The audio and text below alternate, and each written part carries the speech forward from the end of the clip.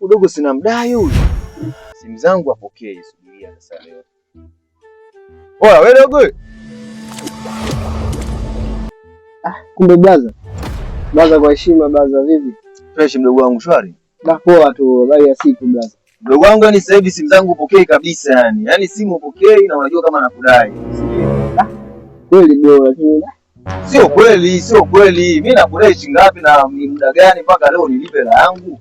Lazima unajua sometimes wewe unaweza kuongea kiume. Unajua? Sio kiume, umekuja na shida zingine, si ndio? Blaza hapa mimi na changamoto sana mdogo wangu. Hapa blaza. Bora hata nimekuona yani blaza. Shida gani tena mdogo wangu? Sielewi mdogo wako yani. Mimi naomba kupata muda.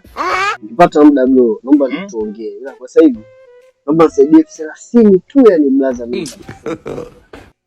Sasa mdogo wangu, yani mdogo wangu shida gani tena? Yani mbona kila siku mimi nitakuelezea bro. Mdogo wangu, blaza mimi nitakuelezea. Kila kitu yani nitakueleza sawa. Naomba nisaidie 30 tu. Hii hapa naiunganisha na ile bro. Utaleta kweli?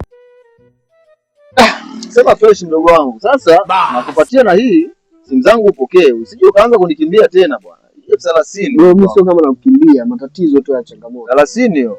Taunganisha na ile ya mwanzo. Baza mimi nashukuru. Sawa sawa. Mimi nashukuru sana. Mungu makini sana. Mungu akusaidie. Bro, unaweza ukaona jelo hapo mwanangu. Maana hii nikatatulia matatizo jelo nichukua hata bajaji. Sema mdogo wangu wewe. Haya bwana. 500 hii hapa. Jelo hilo hapa. Pande bajaji. Baza mimi nashukuru. Haina noma mdogo wangu. Poa, kwa makini. Haina noma mdogo wangu. Poa. Hii ni akili tu, mipango. Hapa mchana fresh.